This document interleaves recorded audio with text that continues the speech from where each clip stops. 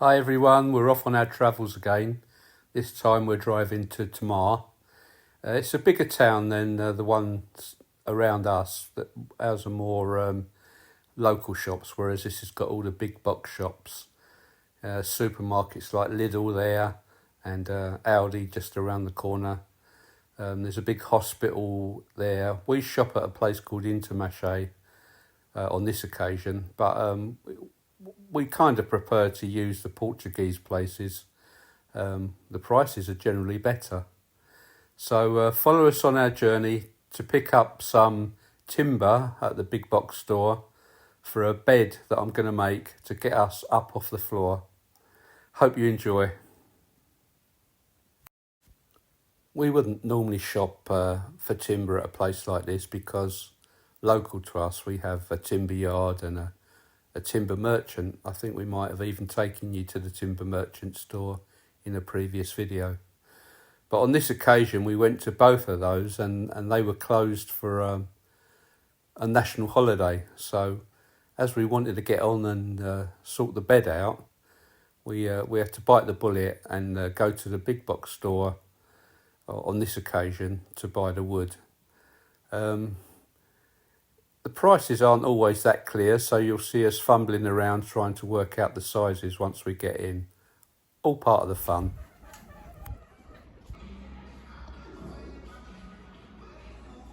We're thinking of getting that wood, that one in the this one, but we don't know how much it is. The price says in these, but we don't really know which one. Baby's going to get tape measure. So measure it and determine the size and matches to the tag, which is the label on roughly. Well, that's 220 and I think that's it on there 240, isn't it? 220 250 by 20 by 4, and this one is 2055 by 45, which is in millimeter, and this one is centimeter. So this one is, say, 20 wide centimetres by 4 centimetres. So that's 4 centimeter, 20 centimeter, 250. So do you think that's 250? The best thing to do is hook that onto the top and then pull it down. Yeah, I was just wondering if they stapled it onto the end, the actual price. Sometimes they do that. Oh, the price. Yeah, that's right, the tag.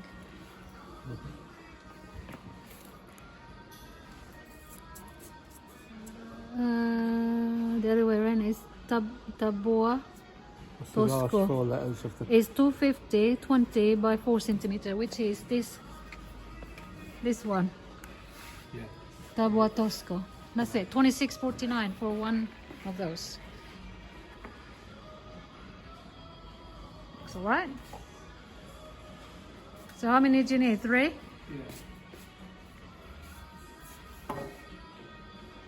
Okay.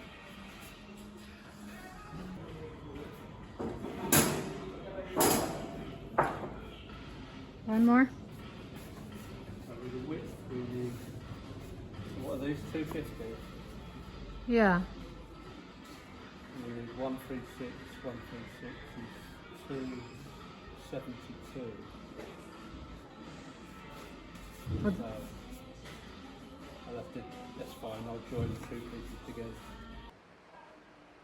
Over the last couple of days, mostly, we've been building ourselves a wooden bed. We could have gone out and bought one from IKEA for however much money, but we decided we'd make one.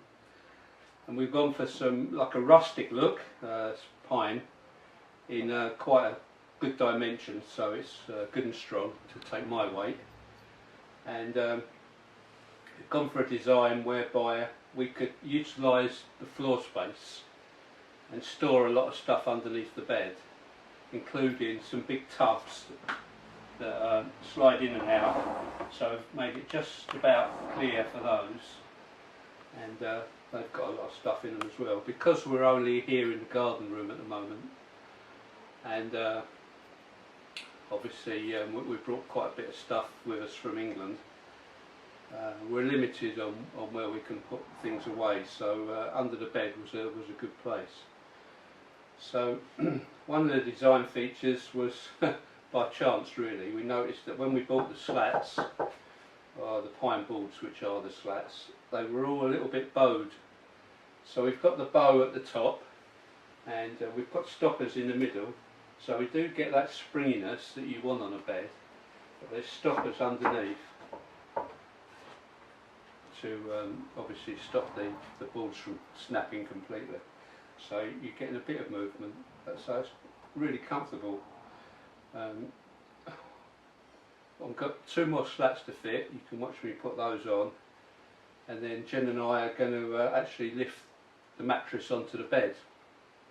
We've been sleeping in the garden room here with just the mattress on the floor, but it feels a bit like a doggy bed when you right down, and I find in the morning it's actually quite difficult to get up off the floor, so it'll be nice to actually have a proper bed. So I'm going to carry on now and fit these last 2 slats, and then we'll cut the camera and we'll put the mattress on.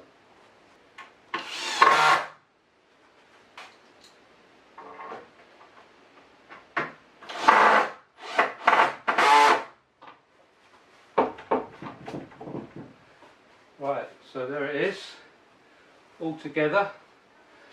Now we're going to lift this mattress on, so the next view you'll obviously be seeing it all made up and the finished bed. So here it is, the bed, taking my weight and looking pretty cool. Jen's behind the camera giving me the thumbs up and the thumbs down, and the rolling eyes. And the rolling eyes.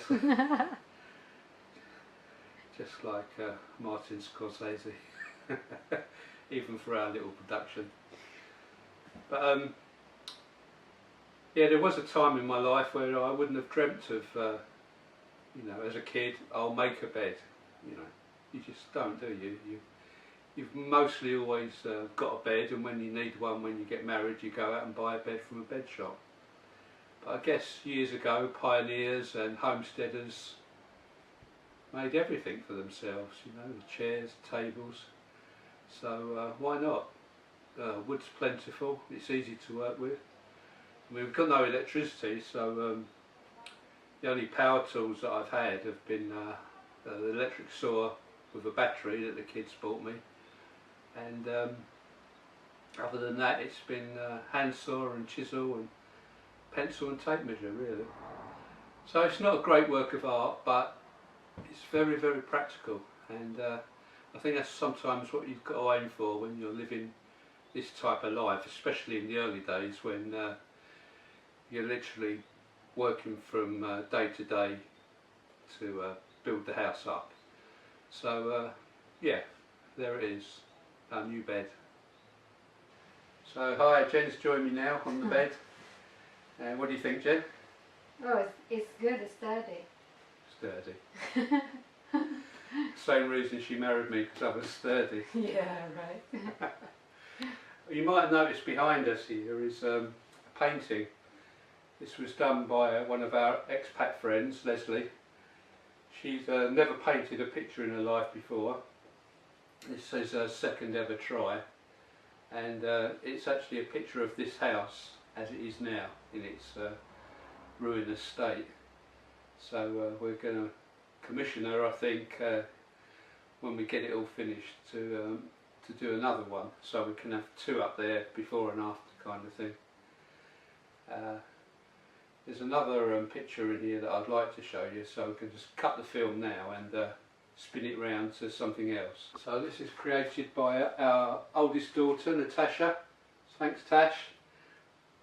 I won the lemon with all the lemons, and our little lemon alongside it. Gives this room just a little bit of colour at the moment. So thanks again.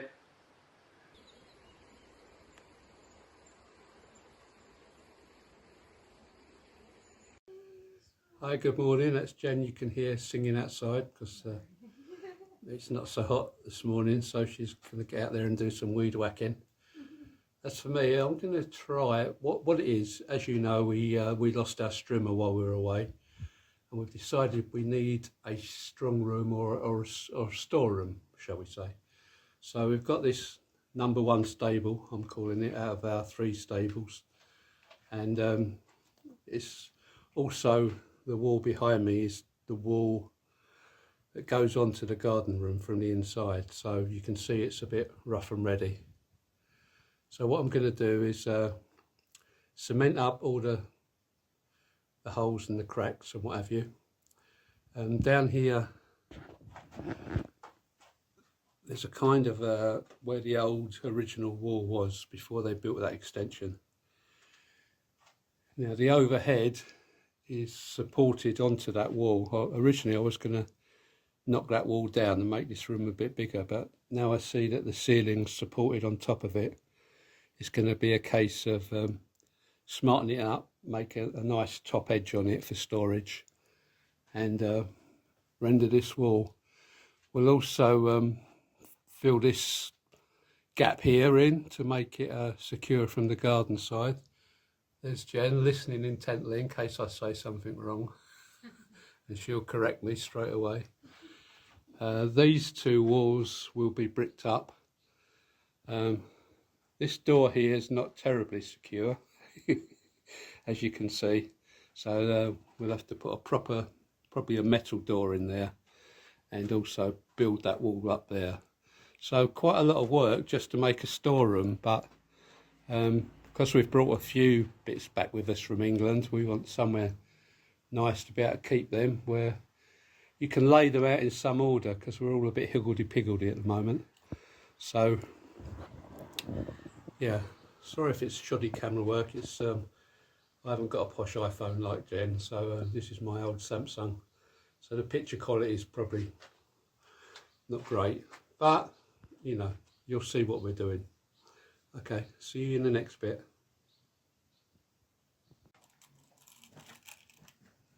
So one of the first jobs is mixing up the jolly old sand cement mix.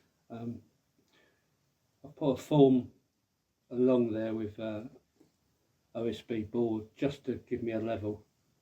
I'll start off putting some cement down and just looking for a similar type of stones to what are already there. They're sort of spread around the land and here and there, so it doesn't have to be anything special, but it'd be nice if it was nice and flat for storing stuff on, like a shelf.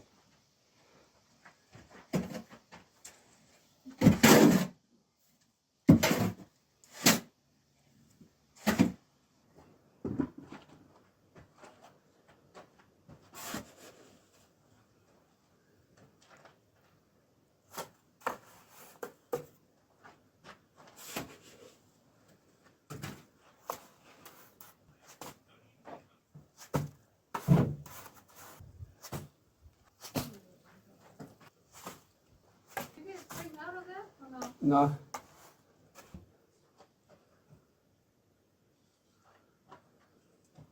It's the same as what he sent, but it's not really the same thing inside of what he showed me. This one hasn't even come up. Yeah, Jen's out there, she's talking about the strimmer. She's trying to fit a new string to the strimmer, and the instructions don't quite follow what she's got there, but she's good at that kind of stuff, and she'll definitely work it out.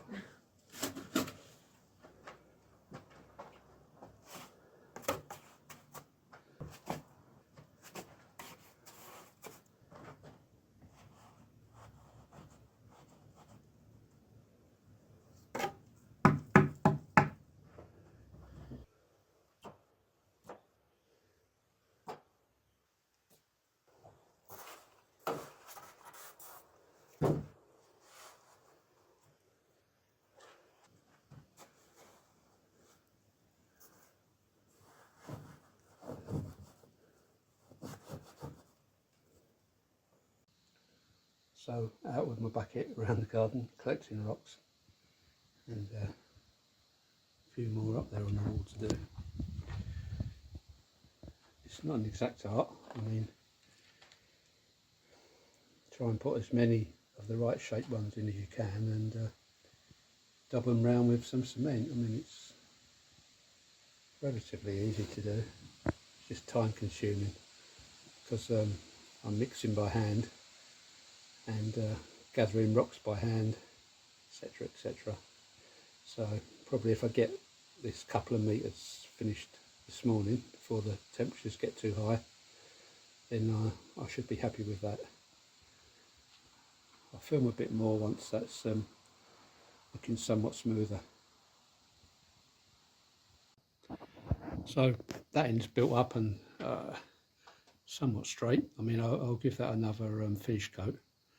So kind of gone from that to that, which is preferable. Just started on that corner, but I've run out of sand and cement now, so that'll have to wait until Monday. Sunday today, everything closed.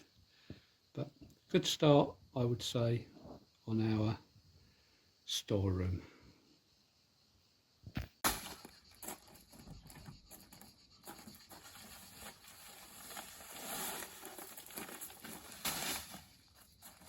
More sand, more cement.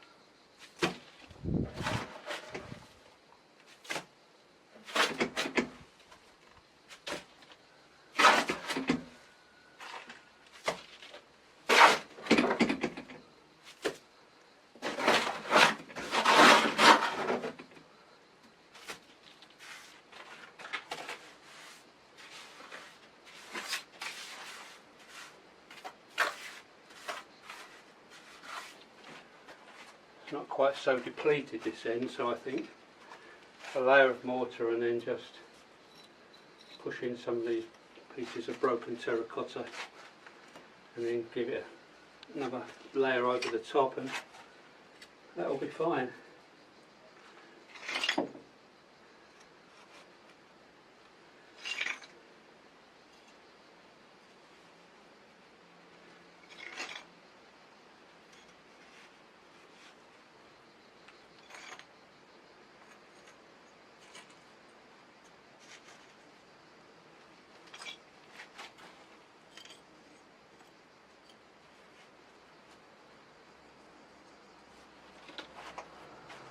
The terracotta mosaic.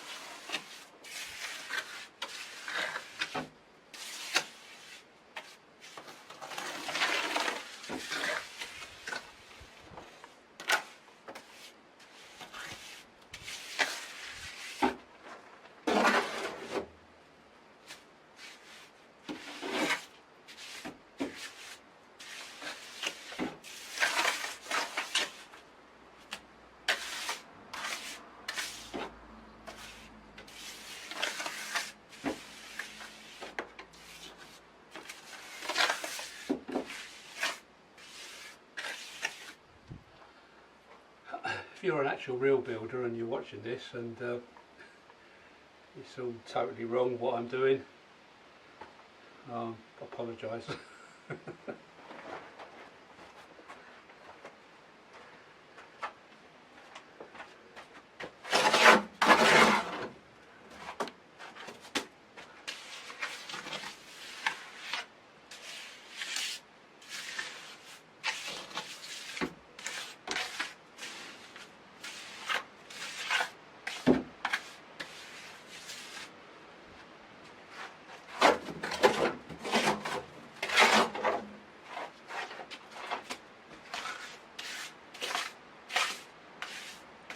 One of the good things about cement is it's pretty forgiving really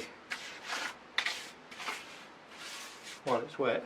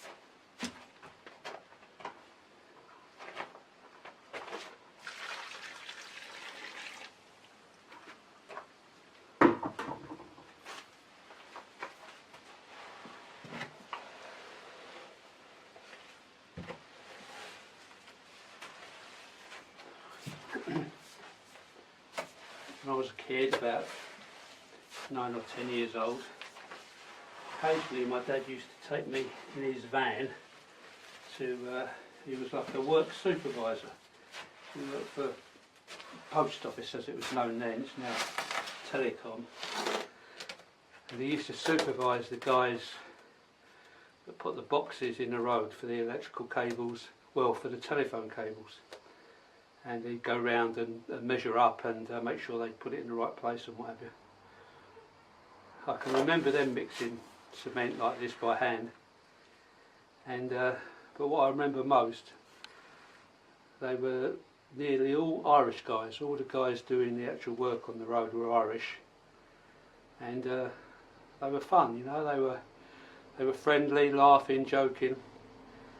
And whenever I used to turn up, they used to give me a 10-shilling note, which is 50p these days, and in America I suppose that's worth about 35 cents or something. But to me it was a fortune, and I used to go and spend that money on plastic toy soldiers. So it was a real treat, because I collected toy soldiers as a kid, and that was one of the ways I was able to buy some. The Irish guys used to buy them for me. It's nothing to do with what I'm doing, but it's just a memory that came back.